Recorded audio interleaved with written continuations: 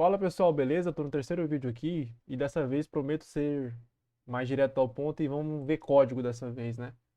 Mas antes eu queria só mostrar um negócio pra vocês que é o seguinte: lembra que eu sempre finalizava os vídeos com um problema no IntelliJ, né? Talvez a versão do meu sistema operacional não esteja atualizada ou não está funcionando muito bem essas funcionalidades aqui no Ubuntu, né? Também a versão é community, então não sei se isso implica, né? Mas vamos lá. Uma coisa que eu aprendi, né, pra você ver, que no processo de TI muitas vezes é na dor de cabeça que você aprende alguma coisa. Isso aqui não foi um problema grave, é só porque tava travando mesmo. Mas olha, abre o IntelliJ aqui, ó, e olha que massa. Geralmente no Windows, o que que você faria? Não sei se isso acontece no Windows, né? Mas você daria um Ctrl Alt Del, encontraria o processo do IntelliJ ali, né, e matava ele pelo Ctrl Alt Del. Como é que eu faço isso aqui no Linux? Eu dou um X, quer dizer, um sudo X kill. Quando eu dou isso e dou Enter, eu tenho que entrar com a minha senha de usuário root, né? E meu mouse vai funcionar como um matador de processos. Eu achei isso muito massa, ó. Ficou X, eu clico na janela, ele mata o processo. Daí eu vou e tiro aquele bug.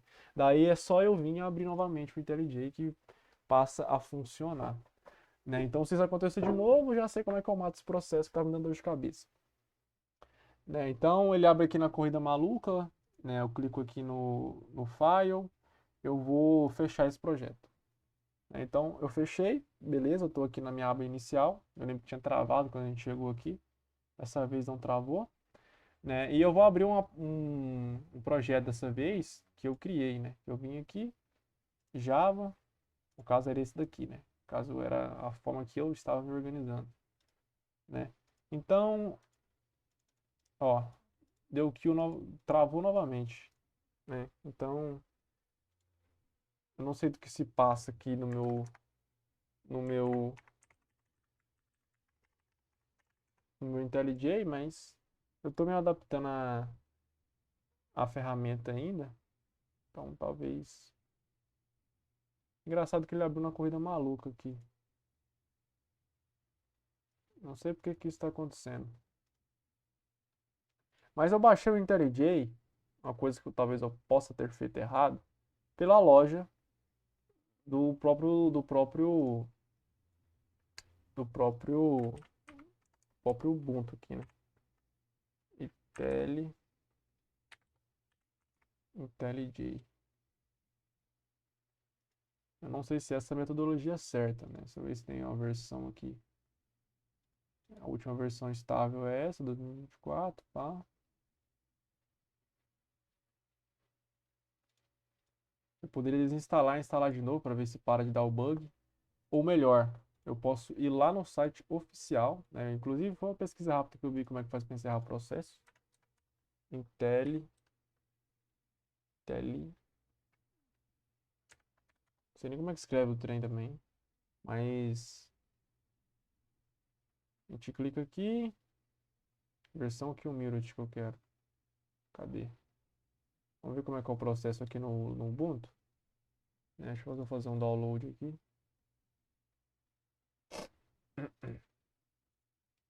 Vocês veem que eu tô desfazendo tudo que eu fiz no vídeo anterior com vocês. Deixa eu instalar ele aqui no meu computador para a gente parar de pelo menos ter o problema é, dele ficar quebrando, né? Não sei por que que isso está acontecendo. Mas vamos lá. Se ficar muito grande, eu nem publico esse vídeo, ou eu publico e,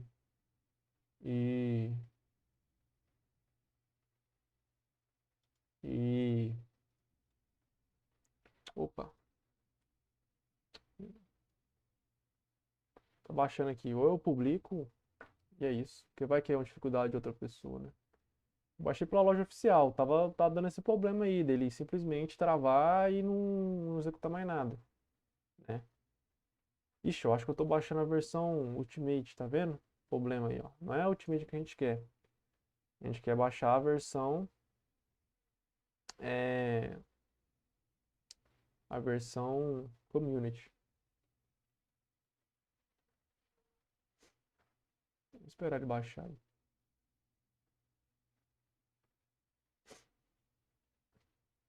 Que no Linux é um pouquinho dor de cabeça mesmo, porque vocês têm que se adaptar ao sistema operacional, assim como eu tô me adaptando, né? Porque às vezes determinados pacotes que você baixa você tem que executar pelo terminal, processo de instalação, né?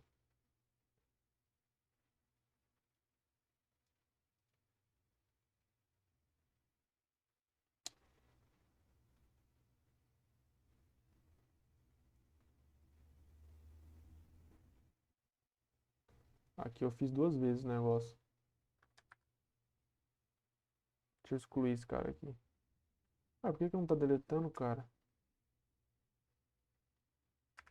Ah. Ah, tá, que ele tá extraindo ainda. Eu tô de sacanagem também. Tem que esperar aqui ele terminar de extrair. Beleza. Terminou de extrair. Eu clico aqui, clico aqui. É a mesma coisa que o professor fez na sala de aula lá, na verdade, né? De instalação dele no Windows. Ele baixou uma pasta zipada. Aqui em bin eu tenho. Era pra mim ter o executável aqui, no caso essa ideia aqui, ó. Ideia, né? É esse mesmo. Vamos ver se ele pelo menos para de bugar, né? Porque o meu tava bugando. Engraçado que ele até abriu no projeto aqui que eu estava antes, né? Então vamos fechar tudo isso daqui e vamos retomar.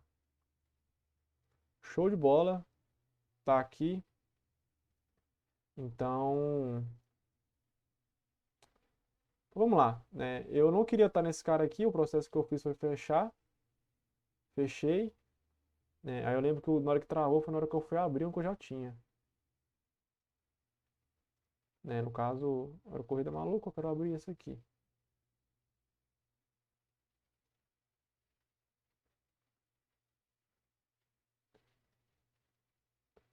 Tá, vamos ver se vai travar. Bom, aparentemente não. Beleza, já resolvi um problema com vocês aqui e é isso aí. Se acontecer com uma pessoa, fica a dica, né? Não sei se o pessoal usa Linux, mas se acontecer, fica a dica. Então, novamente, vamos lá no Java, tals. O módulo 2, na verdade, eu acho que no meu computador aqui, eu tenho isso até marcado.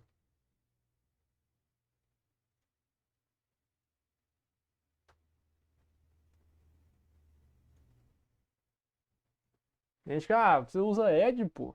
Eu gosto da marcação do Edge, né? Pelo menos outras ferramentas também tem a marcação, mas aqui a marcação e tudo mais, né? Aqui uma coisa muito interessante, pra gente começar a falar de código, né? Parar de enrolar, né? É que um byte pode ser convertido em short, int, long, float ou double. Um short pode ser convertido em int, long, float ou double. Um char pode ser convertido em int, long, float ou double. Um int pode ser convertido em long, float ou double. Um long pode ser convertido em float ou double e o float pode ser convertido em double. Isso aqui é uma casinha, entendeu? Porque em memória, um byte cabe dentro de tudo isso daqui. Em memória, um short cabe dentro de tudo isso daqui. Em memória, isso daqui dentro disso daqui, isso aqui, isso aqui, isso aqui, isso aqui. Eu não posso pegar uma coisa que consome mais memória e converter ela para uma coisa que consome menos memória, porque eu estou perdendo informação, né? Dependendo do número, como a gente vai ver no exemplo, você perde completamente o valor do número, né? Porque você vai pegar só a parte da memória que equivale ao número, e pelo tipo de dado isso resulta em outra coisa, tá? Aqui ele traz uma noção pra gente que um byte cabe dentro de um short, né? Da mesma forma que um char cabe dentro de um int, né? O short cabe dentro de um int dentro de um long, né? E um long de um float, dentro de um float, e dentro do float o double. Beleza? Aqui ele inicia o módulo falando, né, dos tipos primitivos, que a gente tem um tipo booleano, né, que ele pode ser um único bit, né, mas o seu tamanho não é necessariamente bem definido. O char, né, que ele é 16 bits. O byte, que ele é 8 bits. O short, que é 16. O int, que ele é 32. O long, que é 64. Né, então, do char, int e long, e short também, eles são dados do tipo inteiro. Ah, mas o char? Sim, o char é do tipo inteiro. Porque, por mais que ele retorne valores, esses valores são numéricos na tabela ANSI. Ou seja, a gente também pode usar o char como um dado numérico. Se a gente quer 16 bits, a gente pode usar um char. Não faz sentido, até porque existe o shor. Mas o char, eles são números que na tabela, que na verdade, quando a gente usa a linguagem de programação, um compilador, um interpretador interpreta eles como uma letra, porque, por exemplo, o A, ele vale 65, o B 66, o C 67, enfim, é assim que funciona, né? Só para vocês terem uma noção. Aí tem o float e o double, que representa dados, ou melhor, números com vírgula, né? Números que podem ser números não inteiros, ou seja, números quebrados, né? Aí ele traz a descrição de cada uma, não me enrolar, porque a gente vai direto para os tipos de dados, né? Vamos para o código aqui, porque eu me organizei da seguinte forma, né? Cadê meu IntelliJ? Acho que eu vou deixar isso aqui fixado, eu não posso nem deixar fixado, né? Mas beleza. Eu criei o projetinho aqui, T2TI Java Starter, né? Eu não criei por aquela mesma forma que o professor criou, eu criei por Java lá em cima, porque eu não tinha participado da aula ainda, né? Então, dentro do CRC, eu criei dois módulos. O módulo 1, que o módulo 1, basicamente no módulo 1, depois que ele faz o download, ele cria um Hello World, né? Que é isso daqui. Então, a gente executar, né? Ele fala um... Ele faz um olá mudo na tela. Beleza? O módulo 2, o que o módulo 2 faz? Eu tenho aqui, ó, ele começa por onde? Ele começa por tipos primitivos, né? Aí o que eu fiz? Eu criei um módulo 2, que é um package, né? Um package, né? E eu tenho uma classe de tipos primitivos, né? E a função, o público, né? A public static class. Eu venho aqui dentro e escrever, por exemplo, main, né? O legal é que ele me ajuda, né? Se eu digitar main e dar um enter, ele cria. E a partir que ele criou disso daqui, eu fui colocando o código que está lá na nosso material, né? Aí o que esse código aqui faz, pessoal? Vamos explicar um pouco aqui das coisas. Boolean. Isso daqui, pessoal, eu estou indicando que eu estou criando um dado do tipo booleano. E esse daqui é o identificador da variável. Ou melhor, esse aqui é o que indica que eu estou prestes a criar uma variável booleana, né? E essa daqui é o nome, ou melhor, o identificador da variável. Então, toda vez que o meu código aparecer essa sequência de caracteres aqui, o BO, né, separado, lógico, ele sabe que eu estou tratando de uma variável do tipo booleano. E ela está alocada ali em memória. Mesma coisa para o char, né? Para o byte, para o short, para o int, para o long, para o float e para o double. Ou seja, todos os tipos primitivos da linguagem Java. É que ele começa falando de char, né? Olha que interessante. O char, eu lembro que eu falei para vocês que ele pode valer tanto número quanto letra. Então, quando a gente imprime só um valor de char, ele é um número acho que é entre menos 128 e 127, ou não sei se é unsigned, se é tipo 0 e 255. Mas vamos ver aqui na tabela ANSI, né? Tabela ANSI do char. Tabela ANSI, vai, 51 aqui. Aqui, ó, o que acontece? 65, né? O que é isso, gente? Acho que não é isso, não.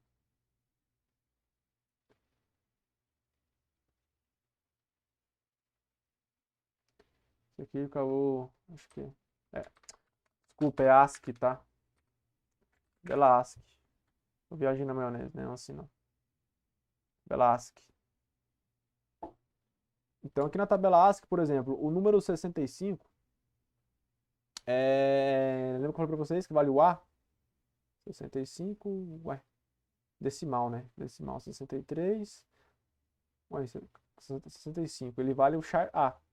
O B 66, 67, 68 e por aí vai. Entendeu? E ele começa de 0 a 127. Né? Tem um do que vai até o 256, 255, que engloba acento, se não me engano. Né? Então, aqui, o que eu estou querendo passar para vocês? Que, tipo assim, o char, ele pode tanto ser um número, como, no caso aqui, uma letra. E a gente tem que especificar entre aspas simples. Eu posso dizer que C recebe o A e eu posso imprimir ele, né? Quando eu imprimo ele dessa forma aqui, eu vou imprimir, tipo, ele no formato, tipo, no formato ASCII, né? No caso, vai aparecer o A para mim. E quando eu faço isso daqui, coloco isso aqui na frente, eu estou fazendo o casting da variável C. O que é casting? É a conversão. Eu estou dizendo que eu quero pegar o que tem nela na formatação inteira. Então, eu vou imprimir o número de A, que é 65. Eu acho que eu vou até fazer um negócio interessante aqui, ó, dentro do módulo. Como é que eu fiz, inclusive, até para criar esses módulos aqui, ó. Botão direito, new, Java Class. Então eu vou criar aqui um módulo novo, teste. Módulo sempre maiúsculo e o nome quer dizer, sempre minúsculo. E o nome do que eu quero, da classe que eu quero gerar, maiúsculo. Então eu vou criar aqui teste.teste. Vai. Aí eu crio um novo arquivo, né? Aqui apareceu esse pop-up aqui dizendo que se eu quero adicionar no Git. Como eu criei esse projeto aqui como Git, estou até subindo no GitHub, eu vou adicionar, né? Quem sabe eu até não disponibilizo esses códigos para vocês depois.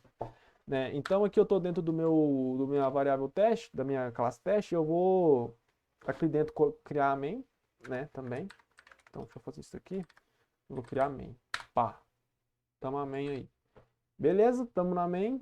E aqui na main, agora eu posso começar a executar meus códigos. Hello World. Beleza, tipos primitivos. Aqui eu posso pegar esse código aqui. Por que eu tô fazendo isso aqui? Porque eu vou testar isolado. Porque se eu rodar esse código aqui, ele vai, tipo, rodar tudo isso daqui. Não é o que eu quero. Né? Ele vai, tipo, rodar tudo aquilo ali. Tipo assim, ó. É basicamente isso daqui que eu mostrei pra vocês, ó. Mas eu quero mostrar isso aqui separado, até pra fazer mais sentido. Inclusive, eu vou até pegar esse daqui e fazer assim, ó. Pá. Salvei. Eu vou pegar esse código aqui, ó. Eu vou copiar ele. Aqui em teste, eu vou colar ele. Né? Aqui ficou vermelho por quê? Interessante, ó, que ela vai me mostrar. Create local variable. Essa variável não está criada, então eu posso clicar aqui, ó, ele cria para mim ela. Né? Essa ideia aqui é uma maravilha, né? Agiliza muito o processo de desenvolvimento. Então eu criei a variável CA. Quando eu rodar aqui, ele vai fazer duas impressões. O valor tipo, que se espera dela, né? Que no caso ela vai imprimir esse A, e o valor dela numérico. Ó, se eu der um play aqui, ó, ele vai buildar. Olha, ele rodou. Ele mostrou aqui em cima, char, o valor que se esperava dela, que é o valor A, e o número que ela vai na tabela. É que eu mostrei para vocês aqui, provei o 41. Uau, o 64 parece que é o arroba. Vamos ter certeza que é isso? Então a gente pode muito bem colocar um arroba aqui, né, e rodar e ver se é isso mesmo. De fato, é um arroba. Mas eu também poderia, em vez de colocar o arroba, colocar o próprio 64. Né? Que ele vai mostrar o mesmíssimo resultado. Vocês podem ver que nem erro ele gera, porque é uma característica do char. Beleza? Agora que a gente falou de char, vamos passar para o próximo. Qual que é o próximo aqui? Vou até tirar esses caras daqui. Deixar só o que nos interessa. O próximo é byte. Ele vai falar sobre byte agora, né? Deixa eu ver como é que eu organizei isso daqui, meu Deus. Aqui basicamente eu tô criando o byte, né? Então aqui é uma variável do tipo byte, né? Byte B, né? Esse aqui é um short S. Esse daqui é um int I, beleza? Tô criando essas variáveis aqui, elas não estão sendo usadas porque elas foram iniciadas aqui, né? Elas foram inicializadas aqui. Então, eu tô pegando o valor dela, fazendo o byte, que é o B, recebe 10. Aí o B faz o short receber 10 também, né? Porque o B nesse momento tá valendo 10. Aí aqui 10 recebe 10. Então, o I vai imprimir 10 aqui, né? Eu não sei por que tá mostrando esses I's, vamos ver. Né? Variable B is redundância. Né? Tá. Esse aqui tá mostrando redundância. Porque o que acontece? A própria ideia tá me falando, cara, por que tu tá usando isso daqui tudo? Se tu pode só criar um B valendo um I valendo 10, né? Porque isso aqui é redundância. Tá? Mas assim, ó, é só um worm, isso aqui não é um erro. Tá? Porque fez sentido aqui nesse contexto, mas aqui não fez. Mas vamos rodar do mesmo jeito. Vamos ver que ele vai imprimir 10. Ó, I que é igual a S que é igual a B é igual a 10. Então aqui, ó, o que eu fiz aqui, ó? Iniciei a variável B com o valor 10. Aí eu iniciei a variável S com o valor da variável B que é 10, ou seja, S passou a valer ser 10. E eu iniciei a variável I com o valor da variável S, que nesse momento está valendo 10. E por isso que ele imprimiu o I com 10 aqui. Foi isso que esse código fez. Beleza? Estou explicando um pouco o que é inteiros para você. Porque, tipo, byte, short e int, ele podem se comportar como dados do tipo inteiro. Aí o que ele fez aqui, pessoal? Eu estou explicando o código que está aqui, tá? Esse código está bem aqui, ó. Esse código aqui, ó, que tá no material, entendeu? Então eu tô fazendo uma explicação dele. Eu não coloquei todos os comentários, mas eu tô explicando. O que for pertinente fazer comentários mais aprofundos, eu faço. Né? Então, por exemplo, beleza, aí aqui, ó, o que acontece? Vamos seguir o linha de raciocínio desse código aqui agora. Né? O meu i, que está nesse momento aqui, ele está valendo 10. Você tá porque eu inseri ele com 10 aqui em cima. Então, eu peguei e multipliquei ele por 100. Então, 10 vezes 100 passou a ser 1000. Então, quando eu imprimo o valor de 1000, quando eu mando imprimir, ele vai imprimir o valor de 1000. Então, eu vou até rodar aqui mesmo, né, que vocês vão ver. Eu estou nesse ponto aqui, ó. Ó, novo valor de i, passou a ser 1000. E olha que interessante isso daqui, pessoal. Eu fiz um caching e converti para um byte. O que isso daqui está fazendo? Eu estou pegando um dado que é grande, né, o inteiro, e convertendo para um dado pequeno, que é um dado do tipo byte. Né? Ou seja, a gente viu que um byte não cabe dentro do inteiro. A gente viu que um byte, ó, ele não cabe dentro do inteiro, tá? Quer dizer, o inteiro não cabe dentro de um byte. O byte ele cabe dentro do inteiro, mas o inteiro não cabe dentro de um byte. Beleza? É isso que está rolando aqui. Então, quando eu converto, tipo, um dado que é inteiro para byte, eu vou ter perca de valores. Mas como que funciona essa perca de valores? Né? Pro computador, galera, pro computador é assim que ele interpreta o número 1000, né? Inteiro. Inteiro, o número 1000, ele é essa sequência de zeros e uns lá pro computador. Ó, é isso daqui lá pro computador. Então, quando ele está olhando pro dado tipo inteiro, eu sei que ele é 16 bits. Então, uma sequência de 8 bits, quer dizer, 32 bits. Então, aqui é uma sequência de 8 bits, outra sequência de 8 bits, aqui já deu 16, aqui mais 8, 24. E aqui mais 8, os 32, né? Então, tipo assim, ó, esses valores lá na memória do computador representam dessa forma aqui o número 1000. Quando eu pego e converto um inteiro para byte, o byte só cabe 8 bits, né? Que são os 8, eu não lembro se são os mais significativos ou menos significativos, não me fala a memória, mas eu acho que são aqui, acho que são os mais significativos. Mas os últimos, né? Vai, os últimos, para facilitar aqui. Ele vai pegar só os últimos porque são os 8 bits que cabem em um byte. Né? E todos esses daqui, a gente perde eles. Né? E quando o Java interpreta esse cara aqui, ele vai interpretar o valor desse cara aqui inteiro. E isso daqui inteiro vale 24. Tá? Vale menos 24, melhor. Porque o primeiro aqui, ó, ele equivale ao sinal e os outros, ele vale o número em si. Então, se a gente fazer a conversão binária, aqui, ó, seria tipo assim, ó. Seria tipo 0, 0, aqui seria 1, 2, 4, então seria 8 mais 8 mais aí 16, não. Na verdade, que seria o 1, 2, 4, 8, 16, 32. Não, eu não lembro nem como é que faz conversão binária mais. Mas, melhor, calculadora. Aqui. Às vezes nem é 24, eu tô viajando. Então vamos ver aqui, ó, por exemplo, calculadora programável aqui, vai. É aqueles números ali, ó, 000, pá. Não, aqui, ó. Esse aqui vale o 8, né? Aí tem um 0 aqui e um aqui, 28. É por isso que eu tava fazendo bagunça. Né? Então ele vale 28. Só que aí tem o sinal negativo também. O sinal negativo ele também implica. Peraí. 1, 2, 3, 4, 5, 6, 7, 8. Aqui também tem um sinal negativo. Abstrai um pouco a informação. O que vocês têm que entender aqui é que ele perdeu valores. Ele perdeu esses dois uns aqui, ó, na frente, ó. E esses dois uns aqui, eles têm uma importância, né? Então aqui, ó, seria esses dois carinhas aqui. 328, mas é porque, tipo, tem um desses bits aqui que ele equivale ao sinal, né? Tem um desses bits aqui que equivale ao sinal. Mas enfim, o que vocês têm que entender na realidade é que, tipo assim, ó, eu tô perdendo valores aqui, ó. Esses carinhas aqui, eles têm uma importância pro número 1000 inteiro. E como eu fiz o caching, eu acabei perdendo esses caras, né? Quando a gente perde esses caras, isso implica diretamente no valor da variável. Então, por isso que gerou esse BO. Né? Então, aqui, tem até a explicação que está lá no próprio material. O que ocorre é que no lugar de o Java lançar uma exceção, né, que é quando ele gera um erro, quando você está tentando fazer um caching nesse sentido, ou converter para zero, ele retira a parte binária do int e deixa apenas o byte representando o que restou. Né? Então, acontece isso daqui que eu explico para vocês, né? Então, aqui ele fala que veja que boa parte do número é perdida. Se você pegar o que sobrou do B e fizer uma conversão de binário para decimal, usando o complemento 2, vai chegar ao número menos 24. Né? Que no caso, a gente converter esse número aqui quando a gente converte ele para binário, a gente vai chegar nesse resultado aqui. Né?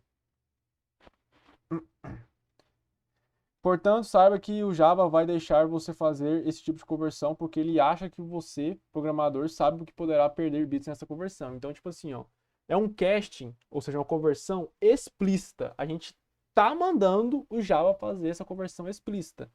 Então, como a gente está mandando, a gente como programadores tem que ter ciência de que pode acontecer e que vai acontecer perca de valores nessa situação.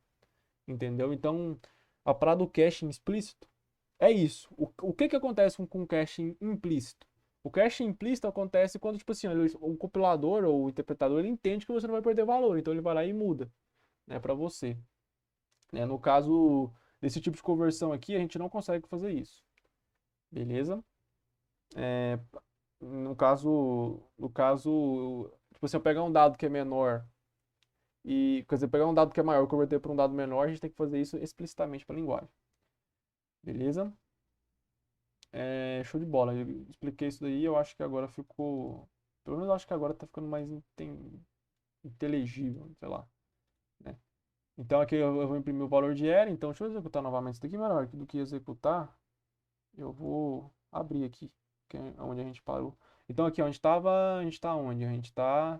Novo valor de B, aqui ó, menos 24. Por quê? Porque eu perdi valores na hora que eu converti 1000, que é um inteiro, para byte. E ele acabou assumindo esse valor aqui porque houve perca de valores e acabou aparecendo esse número inesperado. Né? É inesperado para os leigos de programação. Agora que a gente é programador, a gente sabe que isso aconteceu porque houve perca de dados. Porque a gente perdeu parte da palavra binária da informação que antes era inteira. E o valor de L, né, que é um long, ou seja, eu estou convertendo o int para um dado que é maior que ele. Então ele não perde dados, né, que no caso é quando acontece uma conversão é implícita. Não houve perca de dados, então ele converte. E aqui é interessante porque quando a gente começa a falar de ponto flutuante, tem umas regrinhas, né, umas regrinhas aqui que eu achei interessante que eu não tinha visto isso antes. Tá? Ponto flutuante, que é o seguinte. Quando eu crio tipo um dado e passo um literal, ou seja, só um número para ele assume esse número como um double. Né? Então, naturalmente, quando a gente passa um literal de ponto flutuante, ele é double. Entendeu? Não é à toa que quando eu mando ele imprimir um double, passando. Ou melhor, mando ele imprimir um double, ele aparece dessa forma. Né? Normal. Né? Que, por exemplo, eu só mandei imprimir o double, né? Quando eu passei explicitamente que isso aqui é um double, passando o D aqui pra gente, ele imprime o número da mesma forma. Porque, tipo assim, ó, isso daqui ausente não faz diferença, porque é a mesma coisa. Isso aqui só estou mostrando que é realmente um double. Mas quando a gente passa um float e tenta imprimir ele sendo um dado do tipo double, né, eu estou passando um literal float, mas a minha variável é um double. Eu perco valores, ou melhor, e acontece uma perca de dados, sim. Eu realmente perco valores e ele acaba imprimindo esse número doidão aqui, que é o que a gente não esperava. Né? E essa situação aconteceu por causa disso. Né? E quando a gente quer passar um float, né? Naturalmente, quando a gente está passando um literal, ele vai passar um double. Então, mesmo que eu pegasse e fizesse isso daqui, ó, e imprimisse o float, ele ia ficar zoado, entendeu? Inclusive, acho que aqui ele até manda, ó, converta para float. Então, quando eu clico aqui, ó, ele vai e coloca o F ali atrás para mim. Beleza? Eu não sei se isso gera exceção. Vamos ver se gera exceção. Ele gera uma exceção, olha que interessante. Por que gera uma exceção? Você pode se perguntar, uai, mas eu quero colocar um dado que é ponto flutuante dentro de um float, por que está gerando essa exceção? Está gerando essa exceção, porque dados literais, eles naturalmente são double. Eu tenho que especificar, colocando um F aqui, que eu quero um float. Eu posso especificar dessa forma, né? Se eu só até rodar aqui, vocês vão ver que vai funcionar. Ó, funcionou normal. Ou eu posso vir aqui e colocar um caching, né? Um caching explícito, que é esse cara aqui, né? Funciona da mesma forma. Oh, meu Deus, eu depurei sem querer. Como não tinha breakpoint, ele não fez nada. Mas, enfim. Então é isso que isso aqui está fazendo, né? Então, olha lá aqui, ó, eu só imprimi, isso daqui é a mesma coisa lá de cima, né? Só que a diferença é que é até mais rápido do que ter que ficar usando o caching explícito, eu botar um F na frente, né? Ele vai e passa que se realmente aquele literal é um float, e eu consigo imprimir, né? E aqui é massa, por quê? O que acontece? Né? Eu peguei um double aqui, né? Ó, na verdade, isso aqui é a mesma coisa do de cima, entendeu? Porque esse aqui, ó, ele é um dado que naturalmente ele já é um double, né? Só que aqui eu especifiquei de novo que ele é um double, só que eu ainda peguei e converti ele para float depois, por isso eu consegui imprimir ele sem erro, né? Ele imprime sem erro aqui, ó. Ó, as 3 impressões sem erro. Beleza? Então é isso que estava acontecendo aqui, né? Eu até botei um bloco de comentário aqui, ó. Essa mesma coisa que foi feita com double, mas dessa vez com float. Eu só estou explicando aqui o que na minha cabeça fazia sentido ali, tá? Mas foi basicamente isso que eu expliquei para vocês. Aí aqui ele começa a falar de dados booleanos, né, que eu tenho um valor de booleano, né, que eu acho que eu inicializei ele com valor true.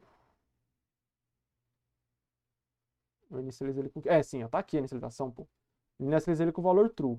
Se não me falha a memória, da mesma forma que lá em C, tudo que é diferente de zero é verdadeiro e zero é falso. Então, vamos imprimir isso daqui, né? Na verdade, no tempo que eu executar, já tá pronto aqui. Ah, não, aqui no Java ele imprime true, false mesmo. Não é igual no C que ele mostra 1, 0, 1, 0. Então, olha, o primeiro valor que ele imprimiu aqui, ó, de fato, true, pá. Aí aqui é uma condição, o booleano recebe uma condição, 1 é maior do que 2, a gente sabe que não é. Então isso aqui é falso. Então ele está imprimindo o resultado dessa função aqui, ó. Dessa função não, dessa condicional. E o outro aqui, ele vai dizer f, que é um float, ele é igual ao double, né? Nesse caso aqui ele é falso, né? Ele é falso. Por mais que ele receba o mesmo valor aqui, ó, se isso aqui tiver com f ou tiver com d, ele vai receber falso, né? Até porque, até porque acontece isso daqui, né? Enfim, por isso que ele resultou em falso. Beleza. Aqui, ó, alterando entre tipos. Aqui, é brincando entre tipos, né? Que a gente começa a fazer os cachings aqui, na verdade, né? Aí ele fala aqui, ó, posso converter int para float? Bom, eu posso fazer isso, né? Eu posso converter int para float. Porque se eu estou convertendo int para float, eu não estou perdendo valores. Mas se eu pego um float e converto para int, eu perco valores. Então, vamos ver o que isso aqui resultou. Ó, posso converter int para float? Eu peguei um inteiro, né? Antes da conversão ele estava valendo 1000, né? E o f antes da conversão estava valendo esse valor aqui. Quando eu peguei e converti de int para float, né? O meu float só passou a ser 1000.0, tá? Foi isso que aconteceu. Mas do contrário, o que acontece? Quando eu pego um inteiro, né, que tem esse valor aqui, e converto ele para float, eu perco a parte decimal. Então fiquei com esse valor aqui. Fechou? Então, essa explicação aqui de código foi basicamente a explicação de tudo isso daqui, tá? Tudo isso daqui que tá aqui no documento. Vocês poderiam pegar muito bem e só ler. Mas o que que eu fiz? Eu peguei e fui lendo, tá ligado? Tipo, fui lendo, não só lendo, como eu fui escrevendo também, né? Talvez para mim isso foi uma perca de tempo, até porque logo com lógica de programação eu tenho uma certa facilidade, mas para vocês também é importante. Eu não deixei de fazer isso só porque eu acho que eu já sei, né? Às vezes é fazendo esse tipo de coisa que a gente nota coisas que a gente não sabia. Por exemplo, igual eu já comecei o vídeo falando, um recurso muito top, que é esse recurso aqui, que eu nunca tinha visto em outra linguagem de programação, né? Que eu vou tentar explicar ele aqui em controle de fluxo. Só que eu acho que isso aqui cabe outro vídeo, cara. Cabe outro vídeo. Eu vou fazer isso em outro vídeo. Tá, então eu vou encerrar esse vídeo por aqui, porque eu falei sobre tipos primitivos, e no próximo vídeo eu começo falando sobre controle de fluxo, explicando tudo que tá, que tá ali, tá? No nosso material, que é a segunda parte do material.